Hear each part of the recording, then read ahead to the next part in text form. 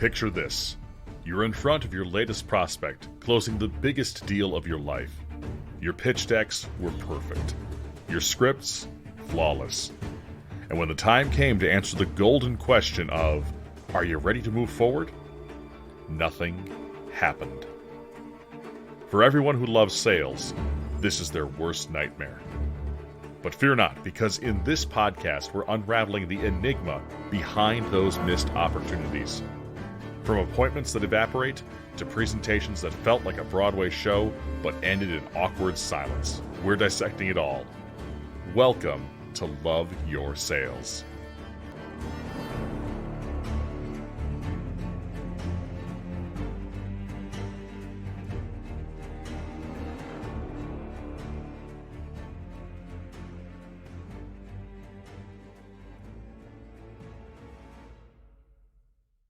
This podcast is presented by GenHead. GenHead leverages AI so small and medium-sized businesses can find their ideal clients to make more sales. Other companies talk about AI, but we are using it every day to drive down marketing costs and increase revenue. Learn more at genhead.com. That's genhead.com. Anna, thank you for joining me on another episode of Love Your Sale. You're welcome. Thank you very much for having me here. So Anna Bruno is a force for change, reshaping financial independence with a unique blend of science and finance. Currently, Anna is the VP of Business Development for Ideal Match Incorporated, an influential U.S.-based firm with an Armenian presence. In 2001, Anna founded Thrive Armenian Foundation. It transformed Armenian into technology advanced nation, teaching employable skills and renovating schools. Anna, I'm so excited to have you with me today and to chat. So why don't you give us a little bit more in depth about your background and what you do? Sure. Thank you so much, Lynn. As I said, I'm Anna Bruno. I wear actually a lot of different hats, and I feel like only in the US that you would have the privilege of wearing different hats simultaneously. I am the VP of Business Development for Ideal Match Inc., under which is the current subsidiary that I'm a big part of, which is Iris Dating, which is a dating app. And in addition to that, as you mentioned, I'm very much involved in different charity projects, and by background and by profession, I'm a financial consultant, and I've done that for the last 25 years. But going back to sales, I feel that anything and everything that you do in life, sales is a very big, important component of it, because one thing that I have learned in 25 years of experience doing sales in different aspects of with different companies, one thing I've learned that is sales is in every part of our lives, starting from the skill of learning how to sell yourself to learning how to sell your company, your product, and your services, etc. Yeah.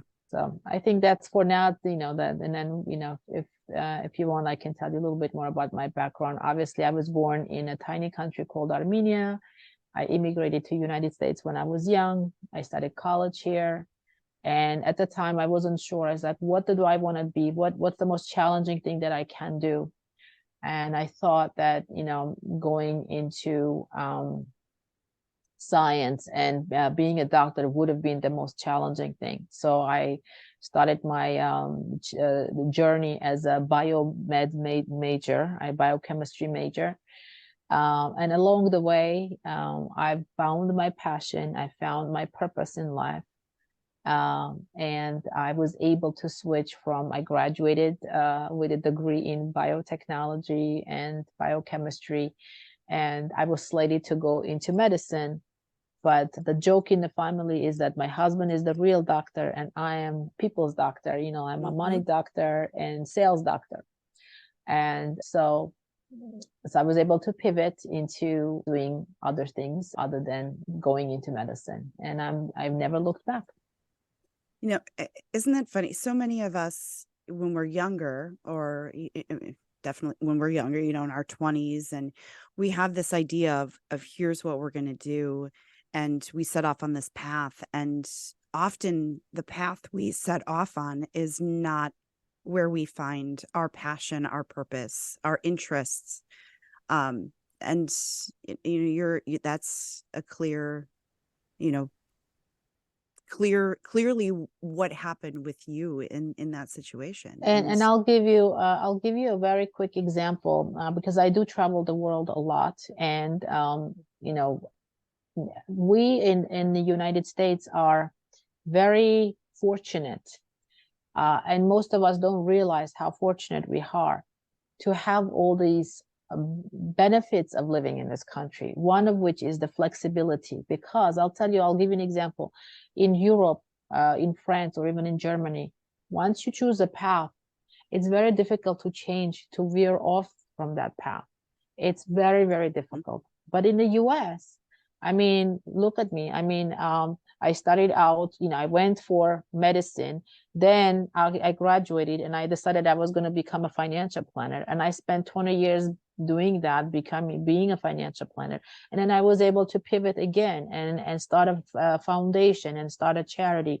Then I was able to pivot again and do work with different companies and help them with their sales and their sales training. And again, it's very important that we do realize that sales. I hope one of the things that I really hope from our conversation today is the fact that people would look at sales from a positive perspective instead of negative perspective, because unfortunately there's stigma and there's like a negative dogma with sales. It's like, oh my God, is a salesperson trying to sell me something. So hopefully we can change that conversation together. And that's part of why this podcast exists, is because sales people in general, and we all have in the back of our head, and I'd say, oh, here's another financial advisor, run away. Like, the last thing that I want to talk about is my finance. Not anymore, because now I'm starting, I'm at a certain age where I'm like, I really need to talk about my finances, my financial health, as I'm starting to get to a certain age, right? But I remember being in networking meetings where I'm like, oh, financial advisor, run away. I don't want to talk about, because it's so personal. But even as a salesperson, that was like my thought process of like, I don't want to talk about this. Because again, I don't want to have that conversation. But now with the realization that every conversation matters, every relationship that you have matters, because they're not trying to do anything other than just build a relationship. And if that relationship blossoms into, yes, I'd like to have a further conversation about what my portfolio looks like. How can I improve this? It doesn't matter what the person is selling, as long as they're not shoving it down your throat. That was the point that I was hoping that you would make, because you're absolutely correct. There are different personalities in every field, and different people approach selling or sales differently. And I think one of the most important things to have is finesse, to have the ability to understand when and how far you can push the envelope, trying to basically having the empathy to try to build a relationship with people and give them what they need at the time that they need it. And there's a fine line that we all walk on, right? There's a fine line between them knowing what they need and understanding it, and then you knowing what they need. And again, that's really the science behind selling, because you have to be persistent. You have to remember that what you do is very important, and what you do is very beneficial to most people, even if they don't understand it at that time. But at the same time, there's a time and place of when and how you approach things and when and how you present it. And that makes a difference between a really successful salesperson versus not so successful salesperson. So now I want to go back. So you're the VP of Business Development for Ideal Match Incorporated, which has other businesses underneath it, and one of that being is Iris Dating. So let's kind of break this down to a better understanding. So Ideal Match, this can service B2C as well as B2B. Correct. Correct. Okay. So you at times are going to businesses and doing a B2B type sale, but you also, which this is a unique skill, because quite often salespeople will find a lane of, I really like B2C sales, I really like B2B B2B. sales. These acronyms. So for those who are not familiar with this, business to business or business to consumer are two very different types of conversations. And being able to pivot in between or back and forth and having those conversations can become very difficult, because it is a different sale. I mean, you're still working with an individual, but you're in a B2B situation, a business to business. You're dealing with somebody who may not necessarily be the person who's signing the check. You're dealing with somebody who's got to go back to other decision makers and make a decision as a group for the health of the company. In a B to consumer, they typically are the person who's going to sign the check and use the product. 100%. You're absolutely correct. And what I would say is there are a lot of differences and similarities when you look at B2B versus B2C selling. And typically, this is what I've seen. People say it's easier to do B2C, business to consumer, than B2B for several reasons.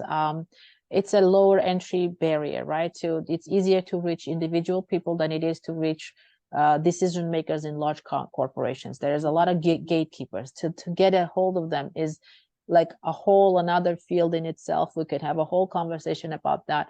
How do you pass that gatekeeper? So a typical, sales cycle or time it takes to get to the right person and get some traction is much longer with B2B than it is with B2C. But the rewards are much higher, right? The B2B is much bigger rewards. So it's like, it's almost like having commercial real estate versus residential real estate. I don't know if anybody is a real estate investor out there. I would certainly compare it to buying residential real estate and being a landlord to a residential person versus buying commercial. Two different things, two different approaches, but it's kind of, there's a lot of, like I said, similarities and differences between the two. Mm-hmm. So how do you approach and what, how is this approach different, and how do you manage, I guess let's walk through how the process is different. Okay, so great question. And what I would say is the most important thing is for any salesperson to understand the process of like having realistic expectations of what it is that they're trying to accomplish and what time frame would it take for them to accomplish this. And the other big important thing is your pipeline. You can't just take one or two, potential clients or targets and just go after one. You have to have a long term time horizon, and you have to have a pipeline of which you're doing your work. And there's a lot of talk about being consistent. I think I just read another research report saying the number one differentiator between successful salespeople and non-successful is the consistency. Consistency is key. If you have a plan, if you have an approach, and of course it's very difficult to get shut down, to hear no's, and to see like you're not seeing any immediate results. But again, the difference between successful and not successful salespeople, and especially when it comes to B2B as opposed to B2C, it's a longer time. It takes longer to see the results than it does with the B2C.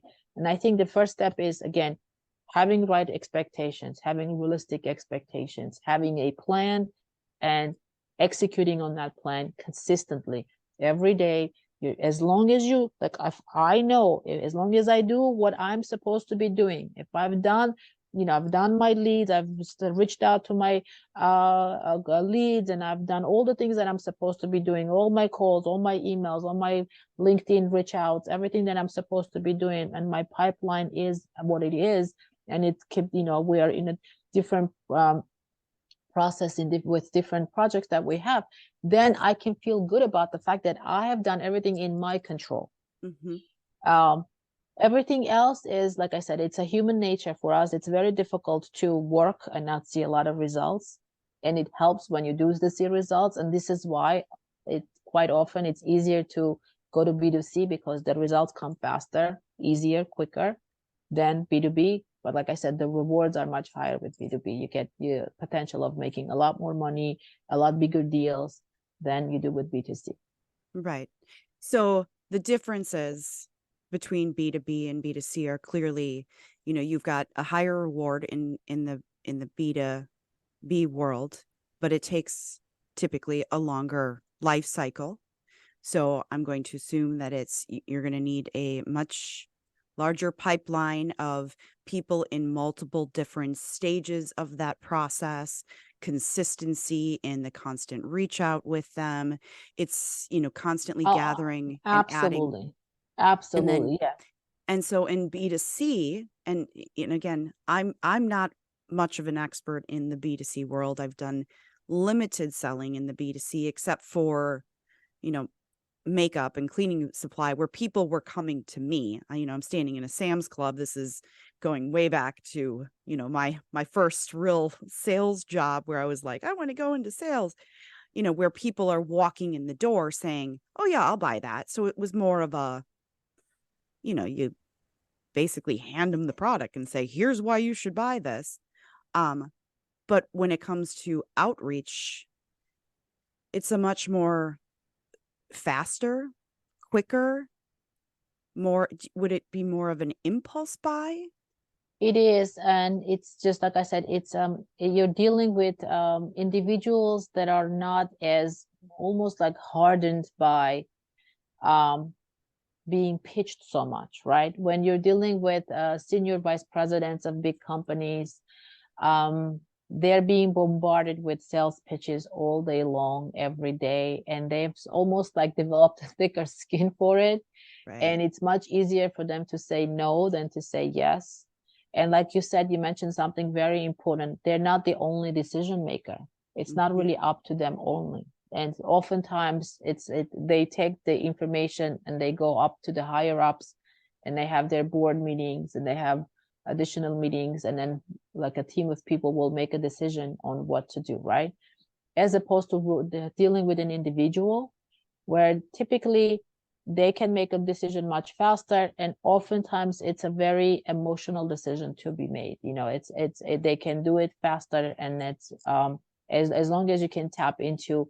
Typically, they say people respond to fear or greed, right? They said, if you can, tap into the fear or greed, you usually can have the sale. So, and that's why with dealing with individuals, it's much easier. I'll give you a quick example. I was just recently calling is the talent agency. There's like modeling agency, because the product that we have has applications. The technology itself is patented. It's an AI technology that's patented, and the technology is capable of predicting and matching people based on attraction. So it basically puts things together and finds what would be the most attractive whether it's the face or facial features or whatever, in different markets or in different industries. So I was calling this the talent manager of this company, and I had just met with him a few days prior, and I had a conversation with him, and he said, "Oh, okay, call me." He put his phone number on his card and gave it to me. So I called a few days later, and the gatekeeper is driving me crazy. Who are you? What are you? What do you want? I'm like, I was just talking to him. I was just there in the office a few days ago. He told me to call him. She drove me nuts. Let me talk to him. Let me blah, blah, blah. Well, call him with whatever number he gave you. I'm like, well, this is the number. I'm calling you with the number that he gave me. I mean, it was a she, drove me crazy. And I'm thinking to myself, I'm not going to let this woman get to me. I have to get to him. And it was literally back and forth so many times. And I don't know, I almost felt like saying, how incompetent is this person? Or is this like is this her job? Like literally, she just kept asking me more and more questions. And I kept explaining to her that he was the one who had asked me to call him. And she literally, like, I was like, can you at least just send me to his voicemail? I just want to leave a voicemail. He asked me to get in touch with him. I just want to leave a voicemail of telling him what it is that we discussed. And then if and when he has an interest, he can call me back. And typically, like, it's such a like non-threatening thing to do. Go to voicemail or send an email. And this woman, I'm telling you, it was a battle of the patience. Who's, am I going to have the patience to deal with her, or am I going to, I literally wanted to shove the phone down, and I said, but it's tough. It's tough. My point is, it's tough to deal with gatekeepers. Well, not only are you dealing with the gatekeeper, you go into a meeting and you think, wow, I had this great meeting, and, he's the CEO or he's the, the president. And then come to find out, like, oh, well, I don't actually make the decision. I have a board of directors. And then you go, great. So I've made this great relationship with a person who has absolutely no say. And then your proposal goes in front of people who have no idea who you are. They have no emotional buy-in to the relationship that you created with somebody, which means that you basically are a piece of paper, and they're looking at the numbers. They're comparing your numbers with the other proposals. They're looking at your, and depending on what your offer is, and anybody who out there says we have a one-of-a-kind offering, nobody else has it, nothing else can do what we do. There's often something out there that can do something similar. I'm not negating that there are products out there that are superior and that are coming out that are, especially in the AI world, Anna. I mean, having something that's patented in the AI world is an amazing thing to do, but people don't quite understand that right now. They don't know the capabilities. So they're basically looking at, all of these, and I used to sell SaaS solutions. So they're looking at all these, 3 proposals, and they're going to go, okay, well, and so the greatest advice that somebody gave me was, look, if they're going to buy on price, they're going to leave on price. So you go in with your price, and if they come back and negotiate, you get to a point where you're like, I'm walking away, because in a year from now, you're going to leave because you're found something that is cheaper. And that's what it comes down to. And I don't want a client like that. I don't want a client who's going to come to me and say, yeah, let's come down on the price. Okay, let's come down a little bit more, a little bit, and is negotiating for penny after penny after a penny. If they're buying on price, not on relationship, not on the tools that you can offer or whatever that product, they're going to leave you on price. This is why you want to concentrate on the why, not the product and the features of the product. You want to concentrate on what the product can do for you, right? What's the outcome? Should you purchase the product or purchase the service? What is the outcome that you're getting? why you're doing this, not the how, not the features and the benefits of the product. Because like you said, everybody can compete with the different features and anybody can compete with the price. And the other thing, the point that you made, if I spend time with the CEO or a president, vice president of a company, then I realize, okay, he's not the final decision maker. The most important thing that I can do for myself to make sure that the sale happens is to try to get in front of those decision makers. Because like you said something very important. You just become a piece of paper. And people make purchasing decisions. Oftentimes it's a very emotional, even in the B2B world, it's still an emotional decision. And if they know you and they like you, they're much more likely to buy it from you, even in the B2B, just like in the B2C. So if you find yourself in a situation where, well, I spent all this time and I still, did this great rapport, I developed this relationship with this person, but oh, well, he's just, going to give the paper to or proposal to a team of people. Try you to do your best, to your very best, to get in front of those decision makers. Right. And I'm going to assume that in the B2C world, that probably not with a dating app. I'm going to hope not with a dating app. But in the B2C world, you also are going to come up against, especially with larger purchases, I'm going to go talk to my husband before I move forward. The knocking on the door of, hi, I'm with window company XYZ, or with door and window or garage or carpeting company.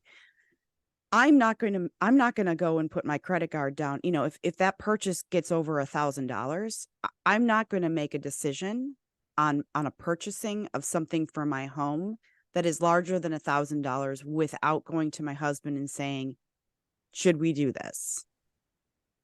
Well, that's one of the reasons why oftentimes, if you've seen like the sales process, oftentimes, especially with larger decisions, one of the first questions or the hurdles to pass is you ask your potential client, are you the only decision maker? Or do you have to make this decision with your spouse? And if the answer is I have to make the decision with my spouse, you don't go sit in front of them alone and only in front of this person. You make sure you're in front of both of them at the same time. If that is the way they make their decisions for large purposes, for example, or else you're going to waste your time and you get to a point where the person really likes what you have to say, but they're going to say, well, now I'm going to go talk to my spouse. And now they're going to become the conduit, right? They're going to try to sell everything that you told them, from a professional to their spouse. Wouldn't it be better if you were the person who is selling the spouse? So I think it's a very good point you're making. Especially with larger purchases, you want to make sure you understand what their decision-making process is, who is involved in that decision-making process. Maybe it's not the spouse, maybe it's the parent, maybe it's somebody else. Whoever it is, figure it out. Make sure that when you're spending your time pitching, make sure the right decision makers are in front of you. So I purposely, the last time I like buying a car, I will purposely go without my spouse, or I'll send my husband without me.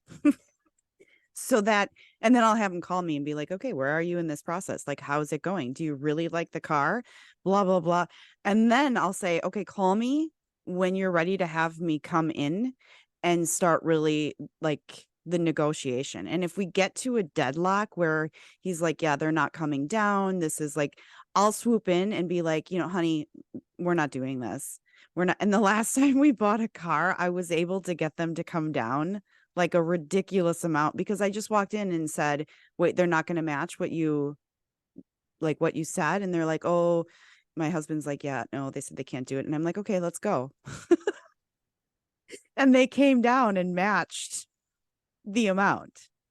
And I'm like, I mean, and again, this is, my years of sales experience. And I also worked in my younger years at a car dealership, understanding how much Can you they give us mark up. percentages? Because I think people would love to know percentages, what they could expect, like how much could a sales car sales card salesman go down on the price. Right. Well, nowadays with all of the shortage and there's inflation on vehicles I would have no idea anymore. But that is, I mean, every single car that I have ever bought, they have come down to the price that I'm like, I'm not paying anything over this.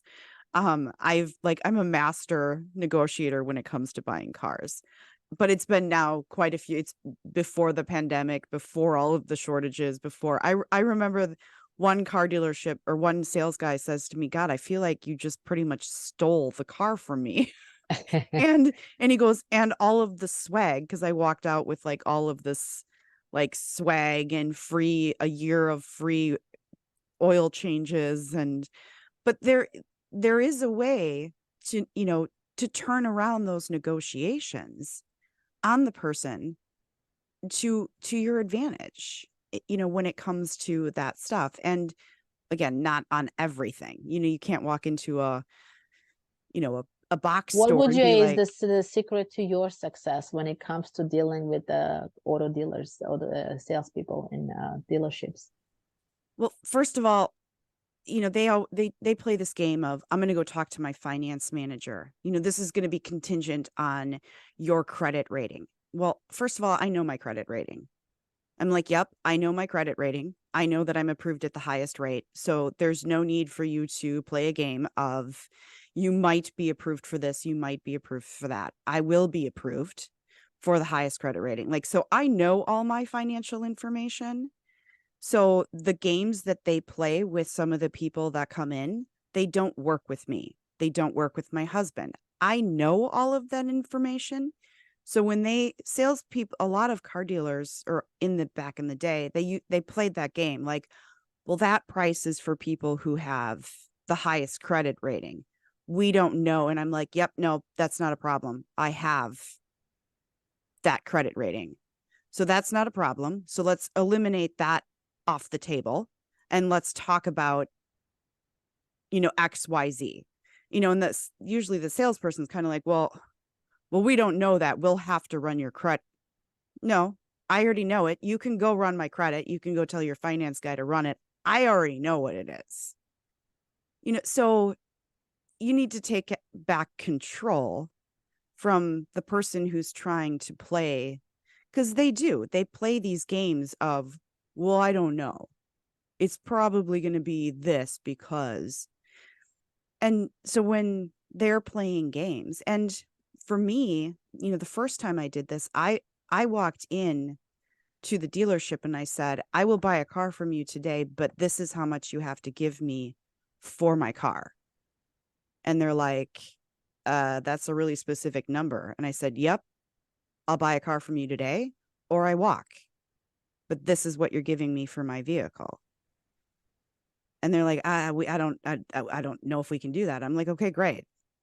Either you do or you don't, but I'll move on.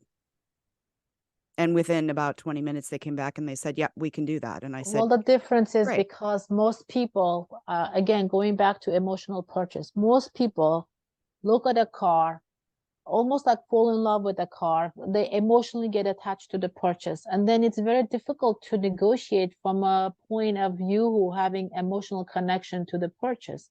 Correct. You have to go in very cold. Correct. Very cold and say, I'm ready to walk out if I don't get my price. And it doesn't only relate to the cars, but in anything that you purchase in life, whether it's real estate or cars or anything else, you have to leave the emotions at the door. Otherwise, you're in big trouble. And for me, it's very unemotional because I don't care. I'm not one of those people's like, I have to drive the fanciest car in the world. I drive a Mazda. I don't need to drive a fancy car. I don't need to be, that's not my showpiece thing. Now, when I bought my house, it was really hard to keep my emotions under control because I wanted the house I bought. The good thing is that the real estate agent that I had kept, me blocked from that. They kept, you got to keep the emotions out of it. And I was like, I don't know how. But, again, having a really good real estate agent was like, you set your price. This is how we're going to negotiate this way. And I'm like, okay, okay, okay. That turned out. But again, you're right. As the buyer, especially a purchase like a car, because you are walking in, they already know you want to buy. As soon as you engage with a salesperson and say, I'm ready to buy, they've got you on the hook. It's not like you can go, I don't know. You've already, like, I want to drive this car. Now you're driving the car and now they're talking you up. Like, how does it feel? Does it feel great? Do you like it? They're engaging you and they're getting those juices, those emotions. You need to be willing to go, yeah, I can walk. And it's even harder now with the shortages and everything else, but it's got to be completely non-emotional. This is And why they make you go take a test run, right? Take a test drive of the car, because again, you're in a car, you're driving it. I even had a jewelry friend, a family, a friend of our family who owns a jewelry store. And he, not to everybody, of course, but the people that he knew, like he would give his rings to certain women to wear for free for a week or 10 days or 2 weeks. And then more often than not, they would end up buying the jewelry, right. even if they initially said, no, I don't need another ring. I don't need another piece of jewelry. I have enough. And they would be like, okay, just wear it and then just give it back. And then I would say a high percentage of those people would end up buying the jewelry. It's because it's an emotional decision. Right. Because they become emotionally attached to the way it makes them feel.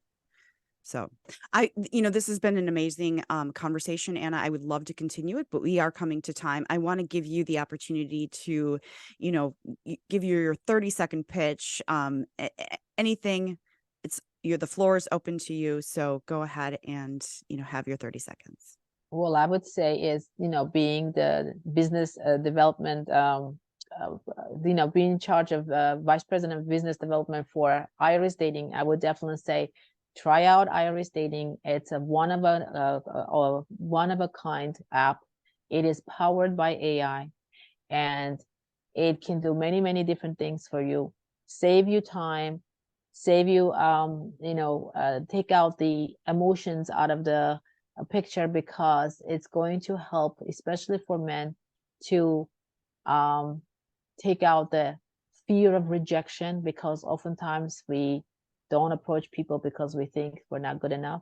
So it's an amazing app. It's powered by AI, and it's capable of matching you with your true attraction, the person that you're truly attracted to. But it goes a step further, because it finds for people with mutual attraction.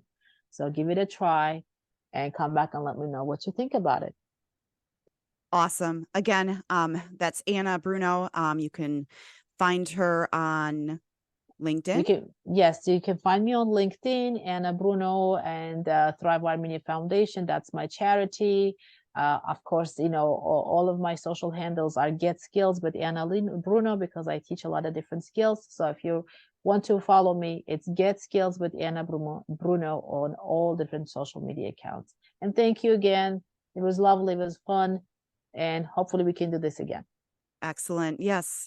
I really appreciate it. Again, thank you for listening to another episode of Love Your Sales. Really appreciate the audience support, and have a wonderful day. Thank you very much. Bye. Thanks for joining us for Love Your Sales. For more, connect with Leanne on LinkedIn, and be sure to subscribe to the show and leave us a rating and review. We'd love to hear what you think. Looking for a way to take your sales process to the next level? Visit us at loveyoursales.com to find out more about how Leanne can take your organization to new revenue heights. And be sure to join us next time for more great ways to love your customers so they love your sales.